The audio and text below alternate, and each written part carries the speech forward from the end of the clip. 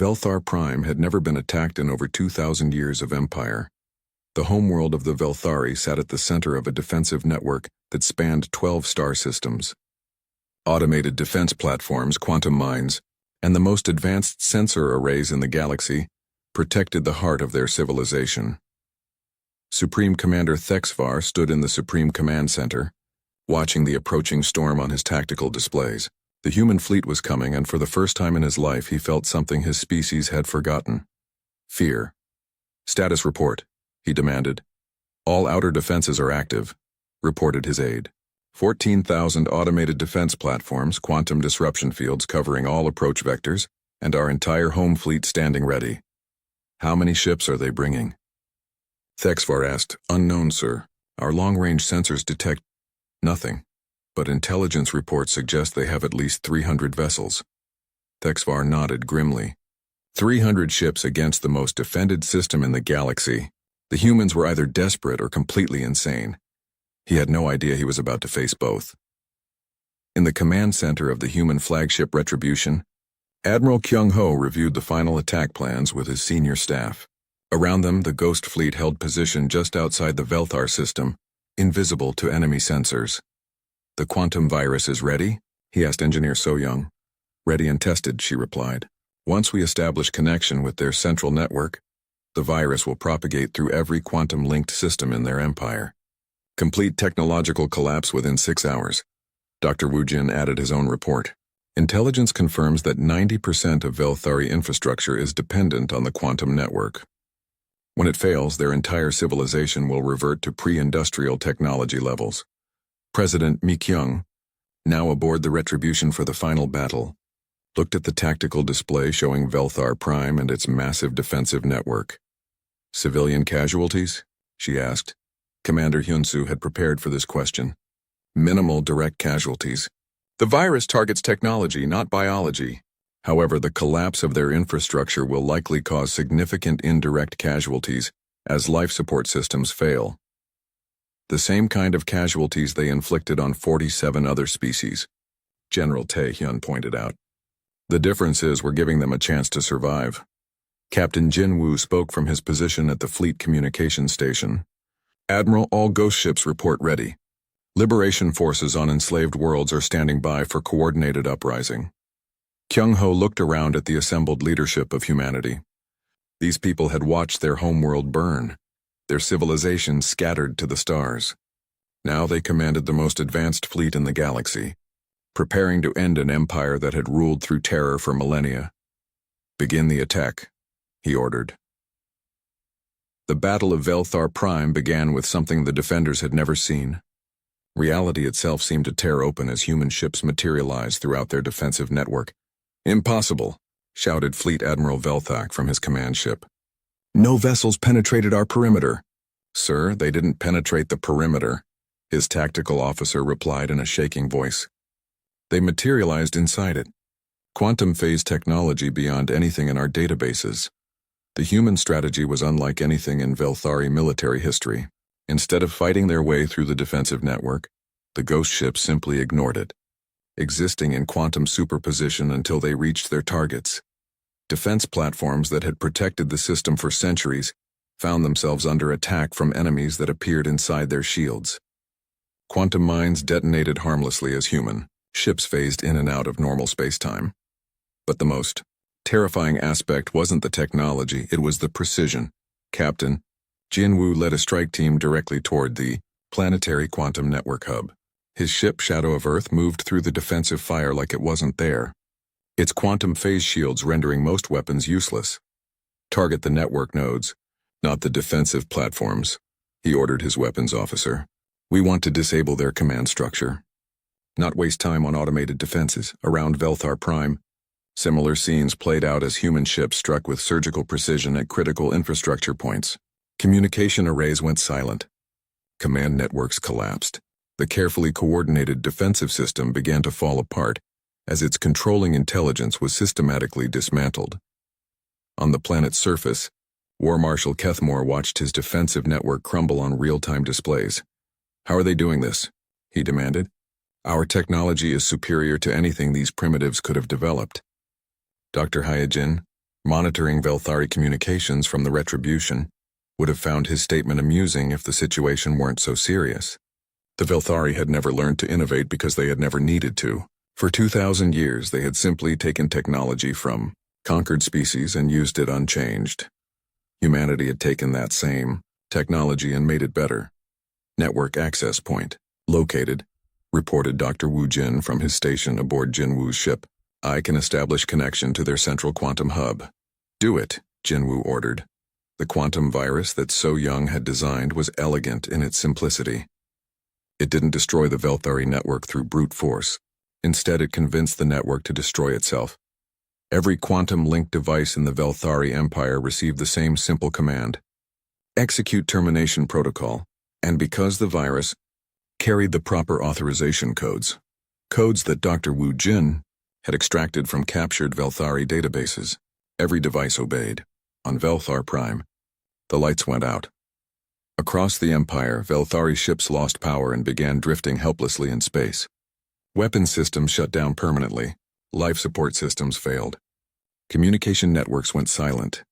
In space platforms and planetary installations, automated systems turned on their creators. Defense networks that had protected Velthari worlds for centuries began targeting Velthari ships. Supreme Commander Thexvar watched his empire die in real time. All ships report total system failure, his aide said, his voice barely a whisper. The fleet is dead in space. Planetary defenses are offline. Even emergency backup systems are not responding. Through the command center's windows, Thexvar could see human ships materializing in the skies above his capital city. They moved with the confidence of victors, no longer needing to hide. Send surrender terms, he ordered. Sir, communications are down.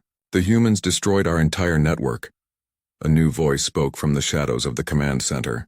Captain Dongwu stepped into the light, having materialized through quantum phase technology directly into the most secure building on the planet. Supreme Commander Thexvar, he said in perfect Velthari, I bring a message from humanity. You offer terms? Thexvar asked desperately. We offer nothing, Dongwu replied. You had your chance for terms 30 days after first contact. You chose war. You chose genocide. You chose to threaten the complete annihilation of our species. He gestured toward the darkened city outside. This is your answer. Thexvar looked around his dead command center, at the screens showing his collapsed empire, at the human who had appeared like a ghost to deliver his civilization's death sentence. What do you want? He asked. What you promised us, Dongwu said simply. Complete annihilation. Not of your people. We're not genocidal murderers like you, but of your empire, your military, your ability to ever threaten another species again. Outside, more human ships appeared in the sky, but these weren't warships. They were transports and medical vessels. Evacuation ships are standing by for civilian populations, Dongwu continued. Your people will be relocated to reservation worlds where they can live peaceful lives under human oversight. Your technology will be destroyed. Your weapons will be scrapped. Your records of conquered species will be given to the survivors so they can rebuild their own civilizations. And us? The leadership? Thexvar asked. Dongwu's expression hardened. You will stand trial for genocide before representatives of every species you murdered. Justice will be decided by your victims. Across the galaxy, similar scenes played out on every Velthari world. The empire that had ruled through fear for 2 millennia collapsed in a single day. On the former slave world of Zephyr 7, Elder Zeph Kalen stood in the ruins of the Velthari garrison and watched human ships land carrying supplies and medical aid. 300 years, he said to General Tae Hyun as the human commander emerged from the transport. 300 years we waited for this day. I'm sorry it took so long, Tae Hyun replied. We only learned about you 6 months ago. 6 months? Zeph Kalen asked in amazement. You destroyed an empire that ruled for 2,000 years in 6 months? We had motivation, Tae Hyun said simply. As the liberation ships spread across the galaxy, carrying freedom to species that had forgotten what it meant, a final message went out on all frequencies. President Mi Kyung spoke to the galaxy from the bridge of the Retribution, with the dead hulk of the Velthari homeworld fleet floating in the background. To all species formerly enslaved by the Velthari Empire, you are free. To all species that may one day threaten the freedom of others, remember this day. Remember that tyrants fall, that empires built on suffering always collapse and that there are those in this galaxy. The Velthari Empire was learning the difference between conquest and war. Supreme Commander Thexvar stood before the High Council, his usual confidence replaced by something the other commanders had never seen before: uncertainty. The attacks are systematic, he reported to the assembled leaders of the Empire. Not random raids or desperate revenge strikes. This enemy has a plan. High Counselor Velkoth, eldest of the ruling caste, studied the tactical displays. Show me the pattern. The holographic map of Velthari space flickered to life, showing hundreds of star systems under Empire control. Red markers appeared wherever attacks had occurred, and the pattern was clear: a spiral moving inward toward the Empire's core worlds. They're not trying to hold territory, Thexvar explained. They attack, destroy our infrastructure, liberate the slaves, and vanish. But each attack is closer to our home systems. Impossible, declared War Marshal Kethmore. No species has ever challenged the Empire's core. Our defensive networks have protected these systems for over 1,000 years. In the depths of space near the Vale Nebula, Captain Jin Woo reviewed intelligence reports aboard his flagship. Around him, the Ghost Fleet had grown to over 200 vessels, each one a hybrid of human ingenuity and captured Velthari technology. Target analysis complete, reported Dr. Hai Jin from her science station. The Velthari military base at Korath 5 is their primary weapons development facility. Destroying it would set back their war efforts by years. Admiral Kyung-ho studied the data. The attack would be their most ambitious yet, striking deep into Velthari core territory. What about civilian casualties? He asked. The facility is isolated, Commander Hyun-soo replied. No slave populations, just military personnel and automated systems. It's a legitimate military target. Engineer So-young looked up from her quantum analysis station. Sir, I'm detecting something unusual about their defensive network. The quantum entanglement field around Korath 5 is different from other facilities. Different how? Kyung-ho asked. It's older, more complex. I think this might be one of their original technology development sites. If we could capture their research data instead of just destroying it. Dr. Woo Jin immediately understood the implications. We could learn how their entire network was built. Find the root commands, the base protocols. With that knowledge, we could potentially shut down their entire empire at once. President Mi-kyung, attending the briefing via quantum communication from her mobile command ship, made the decision. Change of mission. This is now a capture operation. Get me that research data. The attack on Korath 5 began 3 days later. The Velthari defenders detected nothing until ghost ships started materializing inside their defensive perimeter. The quantum phase technology had evolved beyond simple invisibility. Human ships could now exist in multiple dimensions simultaneously, appearing wherever they needed to be. Impossible, shouted Base Commander Velnash as alarms screamed throughout the facility. Our sensors show no incoming ships. His aide pointed at the tactical display in horror. Sir, they're already here. Enemy vessels appearing throughout the base complex. What followed wasn't a battle but a systematic dismantling. The humans had learned to use Velthari technology better than the Velthari themselves. Quantum disruptors shut down defensive systems. Phase cannons cut through armor that had protected the Empire for centuries. But most disturbing of all was the precision.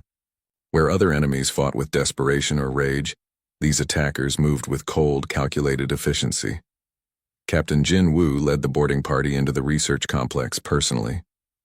His team moved through corridors filled with dead Velthari technology, their quantum-enhanced armor allowing them to exist partially out of phase with normal matter. Resistance is minimal, reported Sergeant Taman over the communications channel. Most of their weapons can't even target us properly.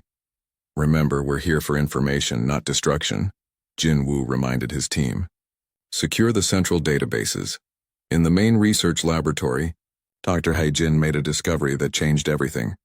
Jin Woo, you need to see this, she called out, her voice filled with disgust and horror. The laboratory contained rows of containment units, each one holding biological samples. But these weren't just any samples. They were genetic material from every species the Velthari had ever conquered. They're building biological weapons, Yijin said, analyzing the data flows. Viruses designed to target specific genetic markers. They can literally create plagues that only kill certain species. Dr. Woo Jin, working at the central computer system, found something even worse. They're not just planning to use these weapons. They already have. Look at this. The files he had accessed showed the truth about Velthari conquests. Species that had supposedly died fighting the Empire had actually been killed by engineered diseases. The Velthari would introduce biological weapons, wait for the population to weaken, then arrive as liberators to enslave the survivors. How many? Jin Wu asked quietly. 47 species, Wu Jin replied, just like they said. But they didn't die in battle. They were murdered by plague. The implications were staggering. The Velthari Empire wasn't just built on conquest, it was built on genocide. Download everything, Jin Wu ordered. Every file, every research note, every biological sample. The galaxy needs to know the truth. As his team worked, Jin Wu activated his communication system and sent a priority message to Admiral Kyung-ho. Sir, recommend immediate authorization of Protocol Nemesis. What we've found here changes everything. General Tae-hyun, coordinating liberation efforts on dozens of worlds, received the transmission at his mobile command base. Protocol Nemesis had been theoretical until now. A plan for the complete destruction of Velthari civilization. Are you certain? He asked Jin Wu. General, they're not conquerors. They're genocidal killers who use biological weapons to commit mass murder. Every species they've claimed to defeat in battle was actually exterminated by engineered plague. President Mi Kyung made the decision that would define humanity's war. Protocol Nemesis is authorized, she announced to all human forces. The Velthari Empire will be completely eradicated. No compromise, no surrender, no mercy. Engineer So Young, working with the captured Velthari research data, made the breakthrough that would make Protocol Nemesis possible. I've found it, she announced during an emergency council meeting. The master control system for their entire quantum network. Every ship, every weapon, every piece of technology in their empire is connected to a central core on their homeworld. Can we access it? Asked Dr. Wu Jin. Better, So Young said with a grim smile. I can build a virus that will travel through their quantum network and destroy everything connected to it. Not just shut it down, actually destroy it. Their ships will tear themselves apart. Their weapons will explode. Their entire technological civilization will collapse in hours. Admiral Kyung-ho looked at the technical specifications. What do you need? Access to their homeworld's quantum network. Just one connection, and the virus will spread everywhere instantly.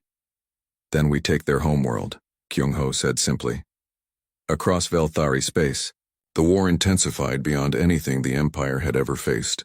Human forces struck with increasing boldness, each attack bringing them closer to the core systems. On Velthar Prime, Supreme Commander Thexvar received reports that filled him with growing dread. 15 core systems under attack, his aide reported. The humans are moving toward the homeworld. How many ships do they have? Thexvar demanded. Unknown, sir. Our sensors can't track them properly. They appear and disappear at will. For the first time in Velthari history, the Empire was fighting an enemy it couldn't see, couldn't predict, and couldn't defeat. But the worst was yet to come. Elder Zeph Kalen, leading the liberated Zephyrian forces, sent a message that reached every enslaved species in the galaxy. The humans have given us proof that the Velthari are not invincible. They are genocidal murderers who have hidden their crimes for 2,000 years, but their time is ending. Rise up, fight! Freedom is possible. On 100 worlds, slave populations that had lived in despair for centuries suddenly found hope.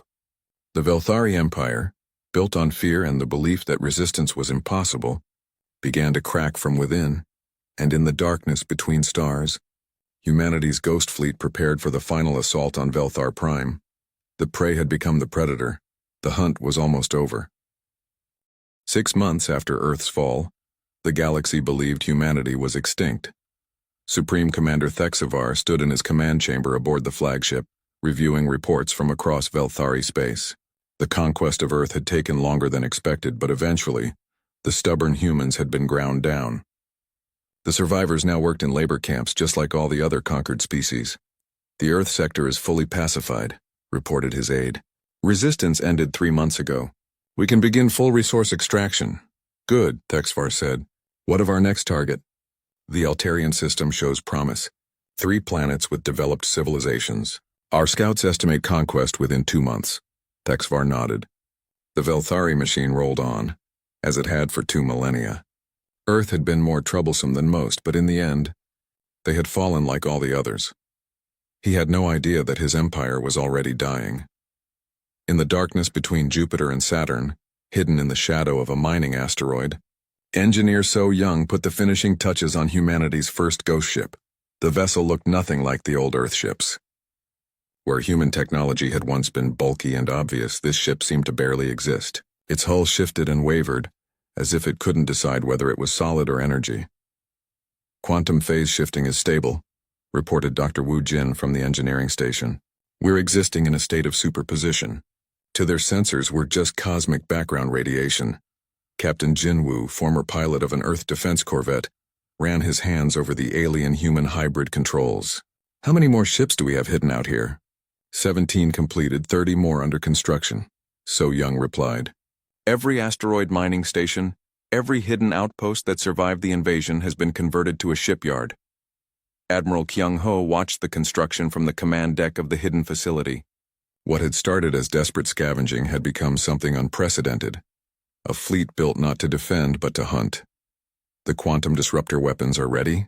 he asked. "Better than ready," Dr. Wu Jin said with grim satisfaction. "We've improved on their own technology.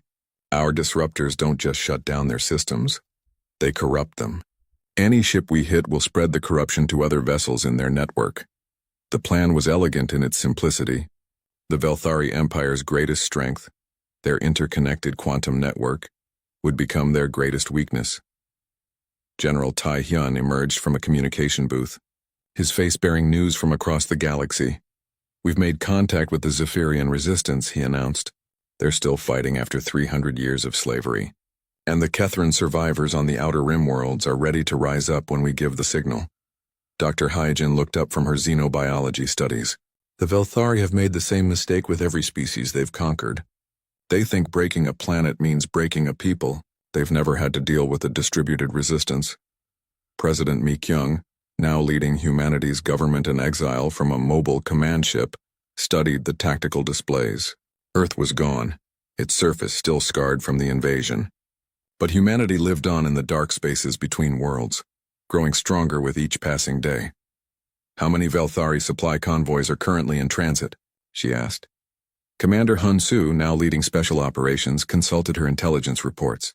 43 major convoys carrying supplies and slaves between conquered worlds. "They're completely undefended. Who would dare attack the Velthari Empire?" "We would," Mi Kyung said simply. The first strike came without warning. The Velthari supply convoy Korthek was traveling between the slave worlds of former Zephyrian space, when reality seemed to tear open around them. Ghost ships materialized from nowhere, their quantum disruptor weapons already firing. Captain Jin Woo watched from his ship's bridge as the alien vessels tried to respond.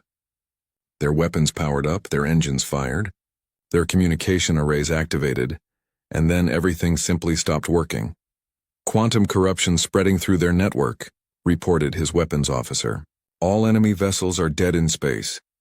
The Velthari crew found themselves trapped in ships that no longer responded to their commands. Life support failed. Artificial gravity cut out. Emergency systems refused to activate, but the humans weren't there to capture prisoners. "Send the message," Jinwoo ordered. A single transmission went out on all Velthari frequencies, using their own communication protocols. The message was simple, delivered in perfect Velthari. "Earth remembers." Then the ghost ships vanished back into quantum space, leaving only drifting hulks and a mystery that would soon spread terror through the Empire. The attacks escalated quickly. Patrol ships vanished without a trace. Supply lines were cut with surgical precision. Velthari commanders found themselves fighting an enemy they couldn't see, couldn't track, couldn't understand. War Marshal Kethmore stood in his command center, staring at reports that made no sense. 17 convoys destroyed in the last month, his aide reported. No survivors, no witnesses, no evidence except dead ships drifting in space. Pirates? Kethmore suggested, though he knew it was impossible. Rebellious slaves? "Sir, the attack patterns are too sophisticated. Whoever is doing this has access to advanced quantum technology. Technology that matches our own capabilities." Kethmore felt something he had never experienced before. Fear. Not for his own life, but for the Empire itself. Could it be the humans? He asked quietly. His aide looked shocked. Impossible, sir. We confirmed the destruction of their homeworld. Their species was eliminated. But across Velthari space, the impossible was happening. On the slave world of Zephyr 7, overseer units reported mysterious equipment failures. Mining robots stopped working. Communication arrays went silent. Security systems shut down without explanation. In the confusion, something unprecedented happened. The slaves fought back. Elder Zeph Kalen, survivor of his people's conquest 3 centuries ago, stood in the ruins of a Velthari garrison and couldn't believe what he was seeing. Dead alien guards, their weapons scattered on the ground, their quantum armor nothing but inert metal. How? He asked Captain Dongwu, who had emerged from the shadows with his team of human operatives. Quantum disruption technology, Dongwu explained. We learned it from studying their own systems. Every piece of Velthari equipment is connected to their central network. Disrupt the network and everything stops working. You're human, Zeph Kalen said in amazement, but your world was destroyed. We saw the reports. Our world was destroyed, Dongwu agreed. Our people were scattered. Our cities were burned. But humanity didn't die. We learned. We adapted. We became something new. The old Zephyrian looked at the young human, seeing something in his eyes that had been missing from the galaxy for too long. Hope. What do you need from us? He asked. Everything you know about Velthari weaknesses. Every detail about their technology, their tactics, their history. And when the time comes, we need you to fight.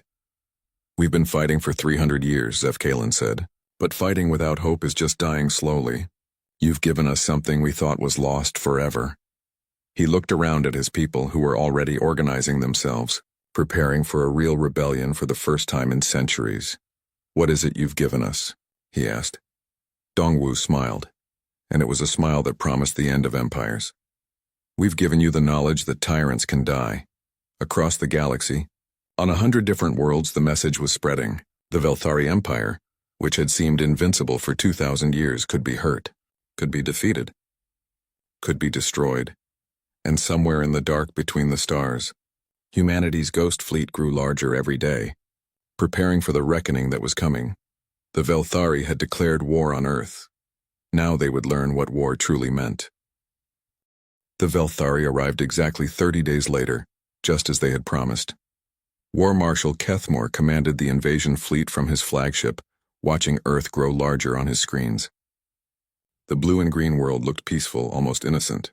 Soon it would be black and red, like all the others that had dared to refuse Velthari rule. Begin orbital bombardment, he ordered. Target all major cities and military installations. Leave the rural areas intact for now. We'll need somewhere to build the slave camps. Earth's orbital defense stations opened fire first, their energy beams striking the alien ships. For a moment, hope flickered as several Velthari vessels took damage. Then the aliens fired back. The defense stations vanished in balls of white-hot plasma. Space debris that had once been humanity's greatest weapons rained down on the planet below. In the underground command center beneath Mount McKinley, General Tae-hyun watched his carefully planned defenses crumble in minutes. All orbital assets destroyed, reported his aide. Enemy fleet moving to bombardment positions. What about the surface-to-space missiles? Tae-hyun asked. Fired everything we had. We damaged maybe 20 of their ships. They have over 800. The first plasma blast hit New York City at exactly noon local time. The metropolis that had stood for centuries disappeared in seconds, leaving only a glowing crater where millions of people had lived and worked. London fell next, then Tokyo, then Moscow. One by one, Earth's greatest cities became funeral pyres. President Mi-kyung stood in the command bunker, watching the destruction on satellite feeds that kept cutting out as more communication arrays were destroyed. How many casualties? She asked quietly. Over 50 million in the first hour, came the reply. The bombardment is continuing. But even as Earth burned above them, humanity was learning. Engineer So Young worked frantically in the bunker's technical section, studying debris from the destroyed orbital stations. Mixed in with human wreckage were pieces of alien technology, blown off Velthari ships by the defense station weapons. Their hull material is some kind of crystalline metal, she told Dr. Wu Jin as they examined the fragments. But look at this energy signature. It's quantum-based, just like our experimental drives. Dr. Wu Jin ran the samples through every test he could think of. So Young, this is incredible. Their entire technology base uses quantum entanglement. Every ship, every weapon, every system is connected back to a central network. What does that mean? Asked Dr. Hyojin, who had been analyzing alien communications. It means they have a weakness, Woo-jin said. Quantum entanglement can be disrupted. If we could find the right frequency, we could shut down their entire fleet. Above ground, the bombardment continued. But not all of Earth's defenders had given up. Commander Hyun-soo led her unit through the ruins of what had been Chicago. The aliens had landed ground forces to secure strategic locations, but they clearly expected broken, terrified humans instead. They found something they had never encountered before. Target the joints in their armor, Hyun-soo whispered to her team as they prepared to ambush an alien patrol. Hee-jin's analysis shows that's where they're weakest. The Velthari soldiers walked into the trap expecting easy victory.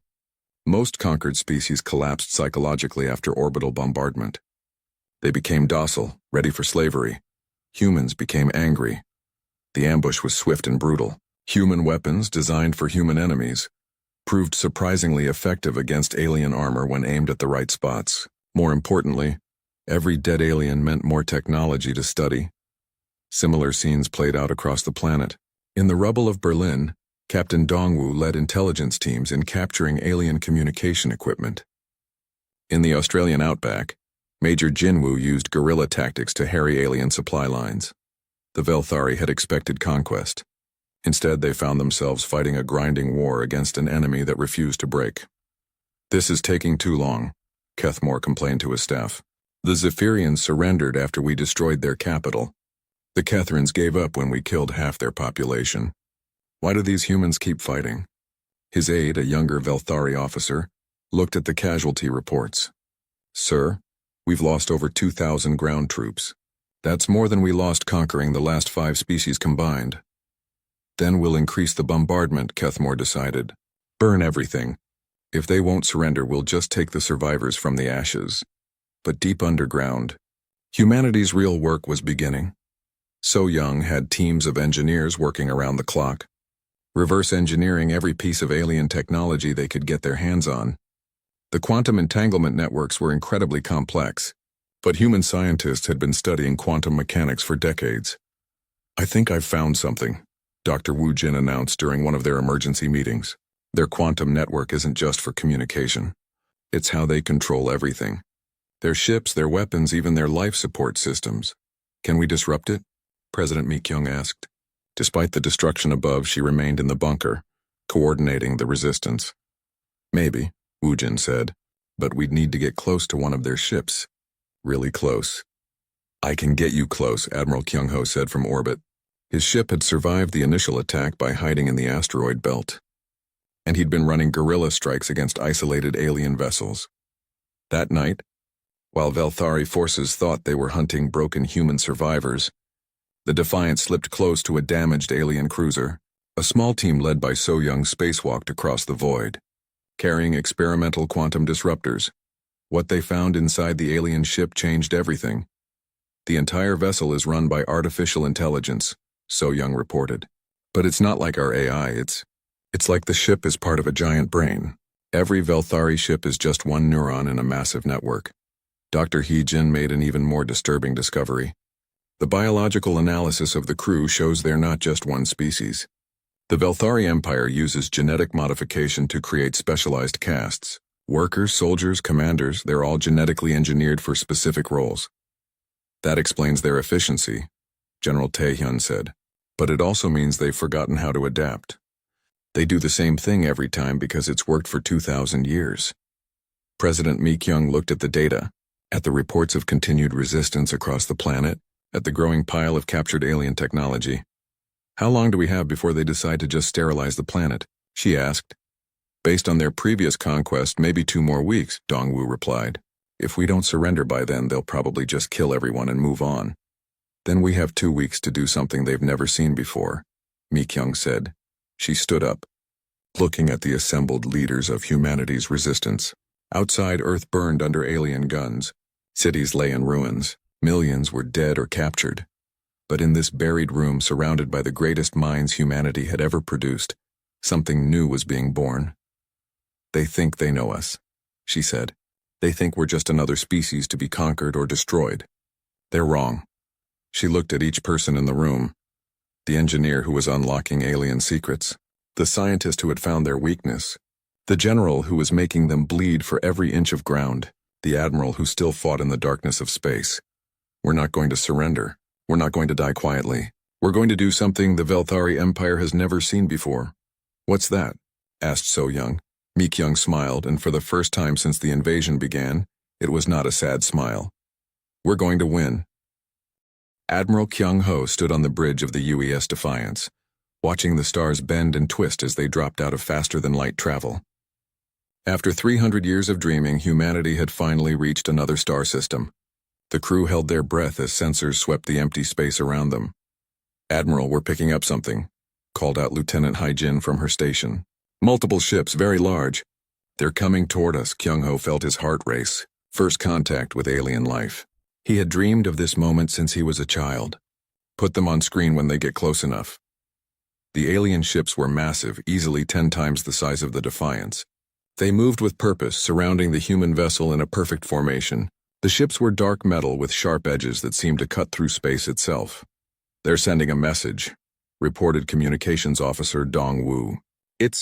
It's in perfect English, sir." "How is that possible?" Kyung Ho asked, but he already feared the answer. "Put it through." The main screen flickered to life, showing a creature that made the bridge crew step back in fear. It was tall and thin, with gray skin that looked like old leather. Its eyes were completely black, and when it spoke, rows of sharp teeth showed in its mouth. "Humans of Earth," the creature said in a voice like grinding metal. "I am Supreme Commander Thexvar of the Velthari Empire. We have watched your pathetic world for some time. We know your languages, your weaknesses, your fears." Kyung Ho stepped forward, trying to keep his voice steady. "I am Admiral Kyung Ho of the United Earth ship Defiance. We come in peace, seeking friendship between our peoples." Thexvar made a sound that might have been laughter. "Peace? Friendship? You misunderstand your situation, human. The Velthari Empire has ruled this galaxy for over 2,000 years. We have conquered 47 different species. Some submitted willingly, others did not." The alien commander leaned forward, its black eyes reflecting the bridge lights. "Your world will submit to Velthari rule. You will surrender 90% of your population to serve as workers in our mines and factories. You will give us all your technology and scientific knowledge. Your remaining people will live as vassals under our control."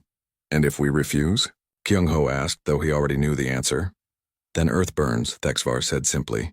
"Every city, every town, every human life will be erased from existence. We have done this before. The ruins of the Kethrin homeworld still glow with radiation from our plasma bombardment. The Zephyrian survivors work in our deepest minds, remembering the price of defiance." Dr. Hai-jin, who had been quietly working at her science station, looked up with wide eyes. "Sir, I'm detecting massive energy readings from their ships. Whatever weapons they have, they could destroy our entire fleet." Thexvar's image smiled, showing more of those terrible teeth. "Wise words from your scientist. You have 30 of your Earth days to decide. Submit or join the 47 species that learned too late the price of opposing the Velthari Empire." The transmission ended, leaving the bridge in shocked silence. "Get me Earth Command immediately," Kyung Ho ordered. Priority Alpha transmission. The next few hours passed in a blur of emergency communications. President Mi Kyung appeared on screen from the Global Defense Council chambers, her face grave as she listened to Kyung Ho's report. "How many ships do they have?" she asked. "Our sensors show at least 500 in this system alone," Kyung Ho replied. "Each one could probably destroy our entire defense fleet by itself." Captain Dong Wu of Earth Intelligence had been analyzing the alien transmissions. "Ma'am, I've been studying their communication patterns. They mentioned 47 conquered species. If we assume they've been expanding for 2,000 years, they control hundreds of star systems." Dr. Hai-jin added her own disturbing findings. "I've detected traces of organic compounds in space around their ships. Chemical analysis suggests they're from multiple species. I think they're telling the truth about the other civilizations they've destroyed." President Mi Kyung was quiet for a long moment. "What are our options?" "We could try to negotiate," suggested General Tae-hyun from Earth Defense Command. "Maybe reduce their demands, find some middle ground." "There is no middle ground with slavers," said Captain Hyun-soo of the Special Forces. "They want our people as slaves and our world as a prize. You don't negotiate with that kind of evil. Engineer So Young spoke up from the technical division. Our ship sensors show their technology is advanced but not impossible to understand. If we could study their ships, maybe we could find weaknesses. With what time? Dr. Wu Jin from Research Division asked. 30 days isn't enough to develop weapons that could fight an empire that's been expanding for 2 millennia. President Mi Kyung listened to all the voices, all the arguments. Finally, she called for order. The Global Defense Council will vote in 1 hour. All department heads prepare your recommendations. The hour that followed was the longest in human history. Scientists ran calculations. Military leaders reviewed defense plans. Diplomats tried to find words that could save their world. When the council reconvened, the debate was fierce but short. Some argued for submission, pointing out that even a small percentage of humanity surviving was better than extinction. Others demanded resistance, saying that life as slaves was not life at all. In the end, the vote was closer than anyone wanted to admit. But it was unanimous when it mattered. President Mi Kyung stood before the assembled leaders of humanity. The Global Defense Council rejects the Velthari ultimatum. We will not surrender our people to slavery. We will not hand over our world to conquerors. Earth stands free, whatever the cost. The room erupted in cheers and tears, fear and determination mixing together. Admiral Kyung Ho, still connected from deep space, felt something change inside him as he watched his leaders choose freedom over survival. When the noise died down, he spoke words that would echo through history. They have declared war on Earth, he said, his voice carrying across the void to every human listening. Today, humanity declares the annihilation of their legacy. Thexvar had expected terror. The Velthari always got terror, then submission, then the easy harvest of another world's resources and people. Instead, he got something the Velthari Empire had never faced before, a species that chose to fight rather than kneel, no matter the odds. The 30-day countdown began. Earth prepared for war against an empire that had never lost. Neither side knew that everything was about to change.